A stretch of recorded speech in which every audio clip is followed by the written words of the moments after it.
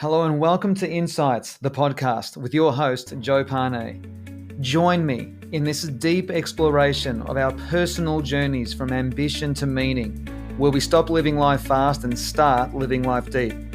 This is a journey of waking up and realizing that our lives have never been about us, but about others. True success leaves positive ripple effects on other souls. I believe that success needs to be redefined from our own personal ambitious endeavors to be redefined as the value that we leave and give to others around us.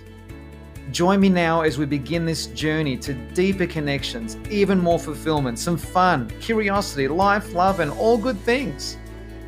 Your deeper journey from ambition to meaning starts right now.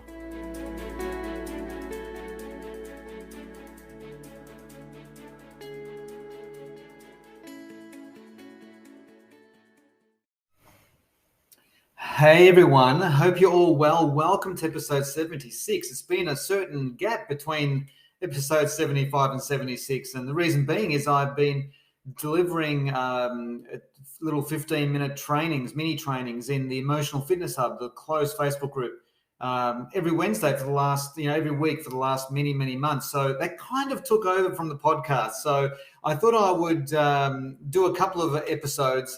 Perhaps for many of you that might not even know about the Emotional Fitness Hub. So quick housekeeping, if you want to tune into little mini trainings along the lines of emotional fitness, the journey of ambition to meaning, spiritual principles, that kind of flavor of work, the Emotional Fitness Hub is a closed Facebook group, a private Facebook group that I've been running there for a while.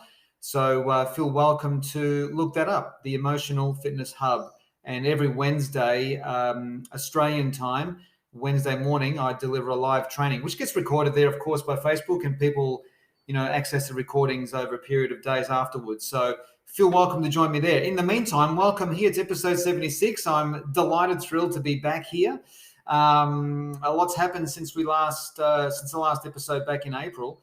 Of course, we had our second launch back in May of the Emotional Fitness Formula certification program, which has proven to be very popular, and I'm thrilled to say that we have just over 120 students now who are on the journey of going deeper and deeper into the realm of emotional fitness and learning more about what that means, and also exploring thoroughly this fundamental journey that we're all on, the journey of ambition to meaning. And so I've got lots of people in there who have been inspired to join the program purely for self-development. And then I've got many, of course, who are there to learn how to get certified in the program so they can share this knowledge with their clients and anyone else they want to teach.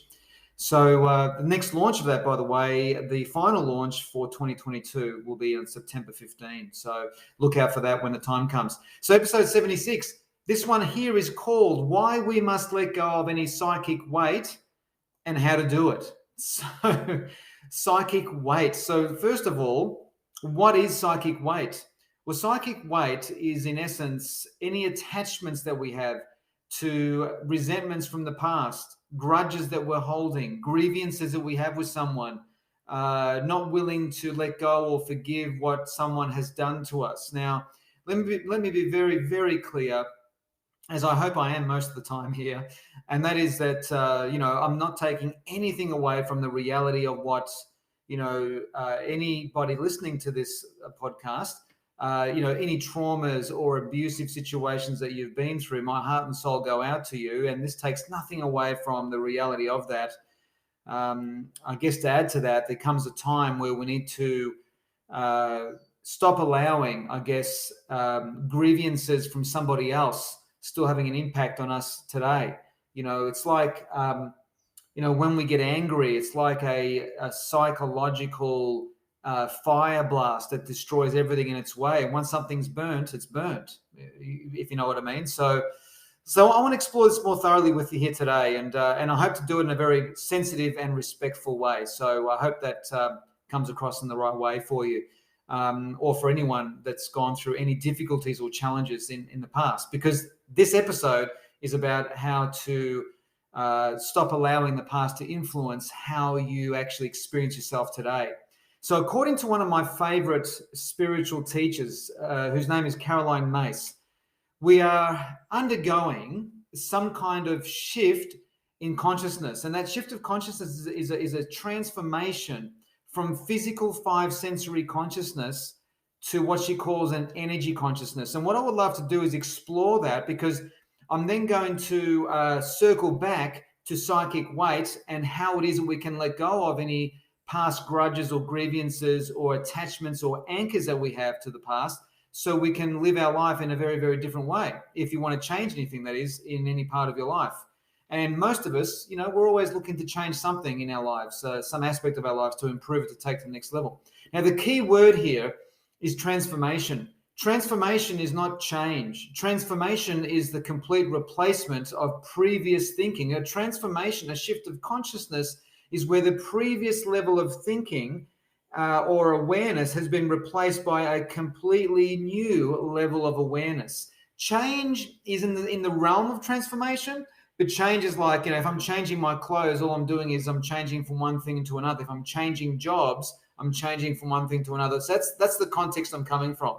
And so what Caroline was suggesting, or not even suggesting, saying straight out, is that the human consciousness is moving from the physical to the energetical. Now, what does that actually mean? Well, if you think about it from a technological perspective, like, how many things are we involved in from a technological perspective on a daily basis that are completely energetical and invisible?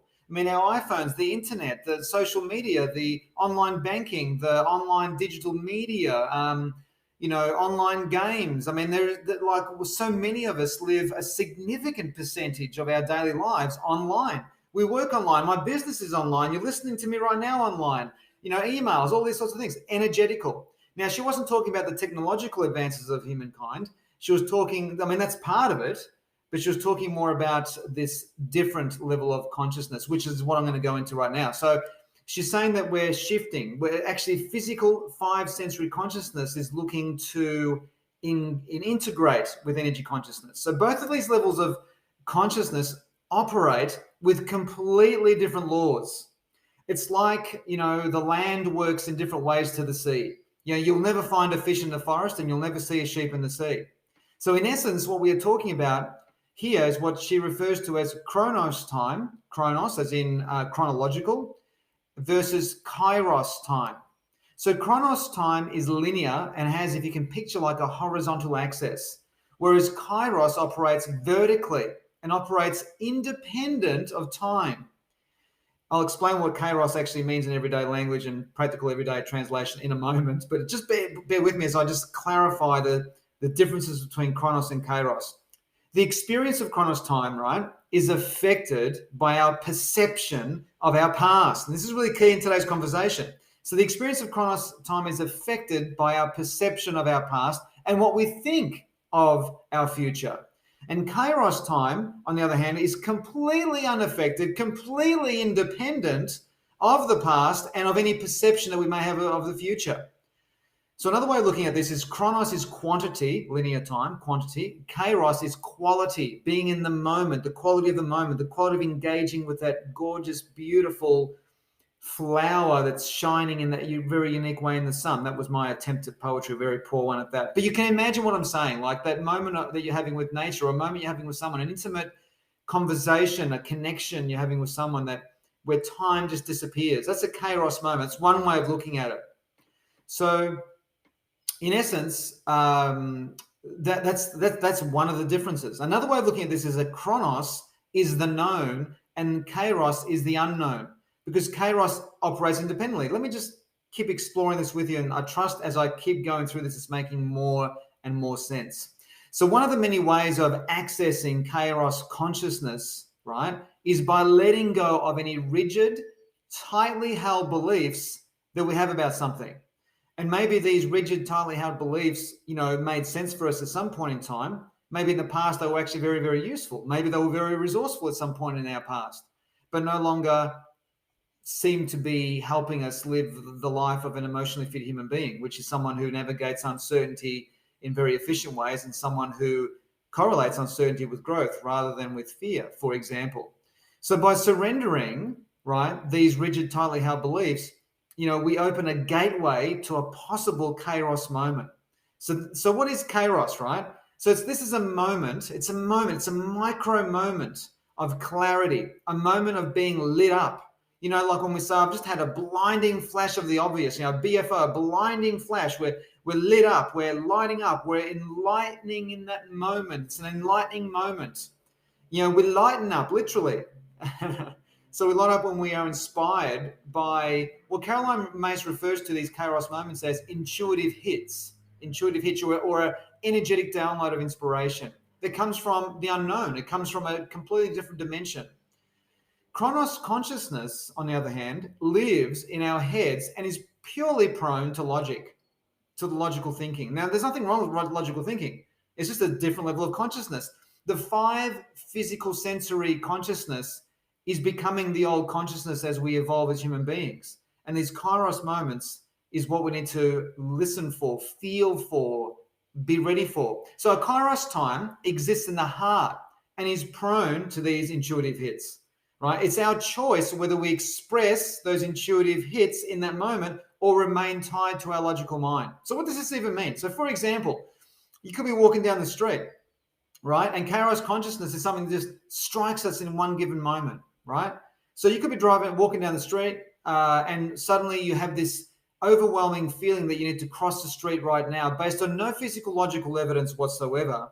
But you just listen to what your soul, your heart, that intuitive hit, that energetic download, that a moment of awareness based on no logic, you just want to follow it, right? Now, we either can follow that moment or we can override it, override that, what I call that delicate micro moment with logic and justify to ourselves why that doesn't make sense. Now, the example I've just given you there is average. Let me give you a better example. So you could be walking down the good old supermarket aisle down the street, right? And a stranger's walking your way. And just a Kairos moment could be, based on no logic whatsoever, you decide to not only smile to that person, but you actually say good morning to them. And you notice that in that moment, that download energetic moment where you decide that that's just the right thing to do, it lights them up, right? And where we don't allow those Kairos moments to take place is when our ego or the voices in our head or Chronos consciousness to take over and say to ourselves, what are you thinking of doing? Why are you going to say hello to a stranger? That doesn't make any sense. You don't know who this person is. They might think you're a bit weird. And all of this, egotistical, egocentric, the ego blab just overrides that delicate micro moment of joy, of beauty, of love. And you don't even know, we couldn't possibly know the ripple effect, the potential ripple effect of just smiling and talking, saying hello to that stranger in that moment. Like another example would be when you're driving. Have you ever predicted, can you tell, have you ever predicted that a car in front of you is about to turn in a certain way, like turn right or left or slow down or speed up or whatever? And then lo and behold, it just happens. Like there's no logical reason why you would know that. The stoplights haven't come on, the car hasn't changed, but somehow you just get an intuitive hit that you know that car's about to slow down or turn, and so you respond in kind. I'm sure you can relate. So it's like we can read, the car body language. So that's a Kairos moment. These vertical Kairos moments are fleeting, and once that micro moment passes, we are back in the land of linear logic, the land of Chronos. So according to the Webster Dictionary, right, I think it's the Webster Dictionary, Kairos means, and I'm quoting out of the dictionary here now, is that Kairos means a time, and I love this, a time when conditions are right for the accomplishment of a crucial action. A time when the conditions are right for the accomplishment of a crucial action, an opportune and decisive moment. So in my business, for example, a Kairos moment is someone comes to mind who I need to call or speak to, and I'll call them in that moment. And it's just uncanny how in that moment they are available. And in that moment, we get to have a very, a defining conversation or an important, clarification of something or whatever it might be. It's incredible. And that to me is Kairos in action. That's an example of it anyway. So when in the moment of now, right, we respond in the moment of a now moment where we respond naturally, organically to a conversation, for example, or the smile to the stranger, as I shared just a moment ago, or a precise, opportune moment to say something kind to someone which may change their lives. These are Kairos moments. They're heart-centric, energetical downloads from another dimension that is telling us, connecting with us, communicating with us, how we need to be in that moment, which is all an expression of love. It's all an expression of love. Kairos will never put you in a fear-based situation. right? It's an expression of love. Even the Kairos example I gave a few minutes ago, where, intuitively you want to move to the other side of the street because maybe it's protecting you from a threat that you're not aware of behind you, perhaps. Now, that might sound like a fear-based move, but it's not. It's actually a love-based move because it's pro-life, for example. So in Chronos land, we are all different because all of our perceptions of a moment vary so much. Whereas we all experience Kairos in the same way. By the way, Kairos is spelled Kairos. I just had a Kairos moment there, which was to tell you how it's spelled, because I felt that maybe a listener might be thinking, how do you spell that? So I can look it up and learn more about it. So that's how it's spelled, Kairos. So in Kairos, we are genuinely all one in that moment because it's an energetic download from the universe. It's where we're all the same. I'm oversimplifying this, I'm aware, but I've only got 20 minutes per episode. That's all I give myself. Kairos has zero narrative. And this is another thing is, Kairos has zero narrative and is not affected by our historical experiences. It's not affected by our past. It's not affected by the future. It's just a moment in time that is independent of logical thinking, that is accurate. If we listen to that Kairos moment and we act by it, take that crucial action that is opportune in that moment, it is amazing what we can achieve just in a moment of decision, in the moment of action, in the right way, the right time. It's incredible what we can achieve. So Chronos consciousness is completely flavored by our interpretation of our historical narrative and whatever fears, concerns, or excitements we may hold about our future. So currently we live in between these two gears of consciousness, right? And these two gears of consciousness are looking to integrate, as I mentioned earlier. So what does all of this have to do with psychic weight? Right? So remember, psychic weight are any grievances, anchors, attachments, resentments we may have from our past, right? Holding on to a grudge or not forgiving someone for what they did, adds to our psychic weight. And this takes nothing away, as I said earlier, and I'm being, respectful and sensitive here to the best of my ability, right? And this takes nothing away from the reality of what was experienced back then, right? However, holding on to these past experiences means we are allowing our past to have a say where it has no business being, and that is right here, right now, today, in this moment. It means we will remain in the linear order of Chronos consciousness, stuck in horizontal linear time-based consciousness. Now, why is this not a good thing? Well, bear with me here and I'll keep explaining. So holding on to any of these situations, right, allows us to still be, so let me say this more accurately. Holding on to any of these past situations allows that person from our past to still be controlling us today. And it takes away from the quality of our lives today. The deeper the attachments, the psychically heavier we become, right? And this means that we can be stuck in this Chronos time where everything takes time in Chronos time. Grievances and attachments cause the vertical consciousness to become more horizontal. The vertical consciousness of Kairos, it causes it to become flatter. And this means we have to wait. Wait for what?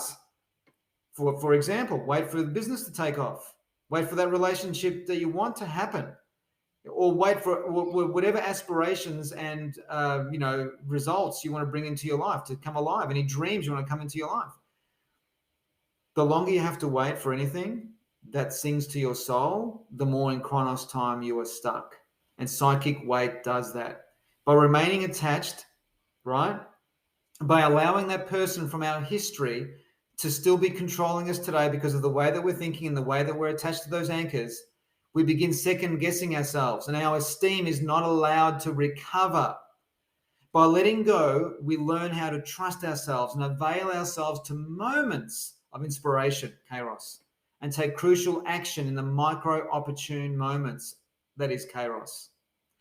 By letting go of these anchors, we begin to lighten up. We begin to get over ourselves. We begin to lighten up, literally. We begin to experience consciousness from a vertical Kairos perspective. We are, in other words, we are allowing these intuitive hits to come through.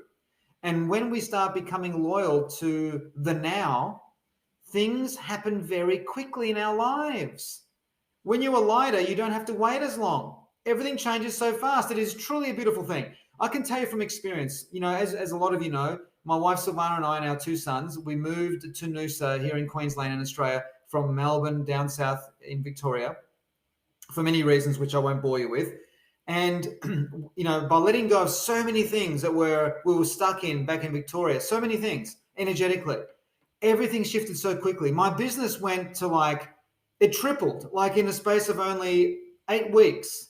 The joy that we've connected to, the lifestyle that we have, is just everything has changed so quickly for us because we've been living more and more and more in those Kairos moments rather than in moments of procrastination. So procrastination is the classic Chronos, horizontal timeline consciousness. And so many people are caught up in that.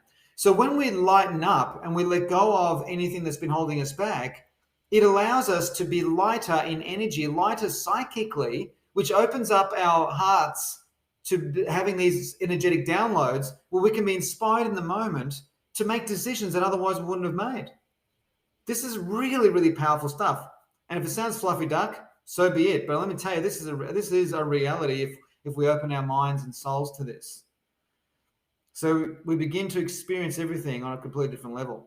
So to let go of anything from our past, right?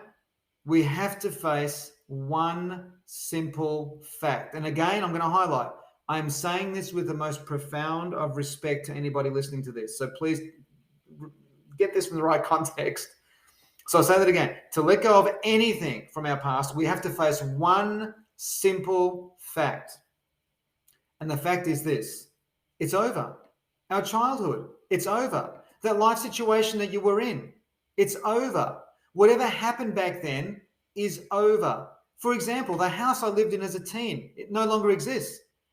Either does the body that I had back then, it no longer exists. The mind I had back then no longer exists. The nature of the relationships I had back then, in fact, nothing from back then exists. It is over.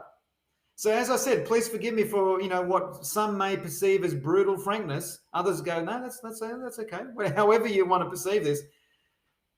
But the other thing is, to make it over, stop talking about it. Stop thinking about it. Stop being so angry about it. It is over. In Man's Search for Meaning, the author Viktor Frankl, that book there is a life game changer, right? He shares the incredible, unimaginable suffering he and thousands of others experienced at the hand of the Germans in one of the worst concentration camps of World War II. These sufferings were unbearable for 98% of the people who actually perished. He survived many, many moments by submitting to Kairos moments of knowing when to be quiet, when to speak, what to say to a German officer at the right opportune moment, taking crucial action in that moment. That was one aspect of his secret to survival. There's another massive aspect, which I'll get to in a moment. So he recalls at the end, I will circle back to that in a sec. He recalls at the end, I remember reading this at the end of his, when they got to leave. He recalls at the end of the time of the concentration camps, when it was just suddenly over. Finally, after 3 years of suffering, these troops rolled into the camps and captured the Germans and instantly freed all of its prisoners. Frankl recalls how suddenly, just like that, it was all over, just like that. Days later, he and many others found themselves walking through fields of paddocks, just enjoying the most basic of freedoms, roaming the land. He couldn't believe it was over. Just like that, it was over. And I remember reading in the book that he recalls many months down the track as he was, integrating slowly back into life, where no one even knew, by the way. People didn't even know what had happened at these concentration camps. Please remember that it was many, many, many years later before it was discovered what the Germans actually did in these concentration camps. So a lot of these people had to try to reintegrate into society where people didn't have a clue as to what happened. So he had that to deal with. But he also saw, yes, it was over. And he also was sometimes even struggling to understand how he even got through it. So Frankl was known to have said, right? And this is a quote, I'm assuming it's from, I'm pretty sure it's straight out of Man's Search for Meaning. Frankl was known to have said that between stimulus and response, there is a space. Between stimulus and response, there is a space. In that space is our power.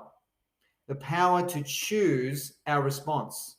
In our response lies our growth and our freedom, unquote. And maybe for some of us, that stimulus is a memory from our past. How we respond to that memory will either allow us the possibility of engaging in this new energy consciousness of Kairos, or remain trapped by victim consciousness, which is trapped inside Chronos time. Every day, as you may find yourself perhaps floating mentally into the past, we need to remind ourselves, like those concentration camps, they are over. It is over. Time to give Kairos consciousness a chance, for it to grow into our lives. This way, we no longer have to wait. We no longer have to wait for whatever it is that we've been waiting for. And let me tell you, life can change just like that. In a positive way, in a negative way, in any kind of ways. And whilst we're alive and hopefully well, right, we may as well, expand and develop and progress ourselves in the sensitivity of these Kairos moments, these intuitive flashes that come. And my suggestion is you act on those, because they come from another dimension of divine love. It is a beautiful thing. So something a bit different today. I'm going to wrap up now. I hope that there was something in that for you today. I really do. I really hope that you found that valuable on some level, and, changes or evolves or expands whatever relationship you had with anything from the past. Okay. So thanks for tuning in. As I said at the beginning of this episode, there's been a big gap between episode 75 and 76. And the main reason being, or the only real reason being, is because I've been doing my podcast episodes live in the Emotional Fitness Hub on Facebook. So if you want to join me there, if you care to join me there, you're more than welcome to. It's the Emotional Fitness Hub on Facebook. It's a closed Facebook group, and every Wednesday I'm there live doing my thing. Okay, so, and it's a little sort of 15-minute training. This episode's gone a bit longer than normal, 25 minutes, about to tick on 26 minutes. So thank you so much for tuning in. And I'll be with you again very, very soon, because I already know what episode 77 is going to be about coming up after this. All right, enjoy. Thank you for listening. I really, really appreciate it. And I'll see you in the hub. Bye for now. I'm Joe Pane, and you've been listening to Insights, the podcast. If you haven't yet, subscribe, rate, and review this podcast. You can now follow my insights on Facebook and Instagram. Thank you so much for joining me, and I'm looking forward to being with you again very soon in the next episode of Insights, the podcast.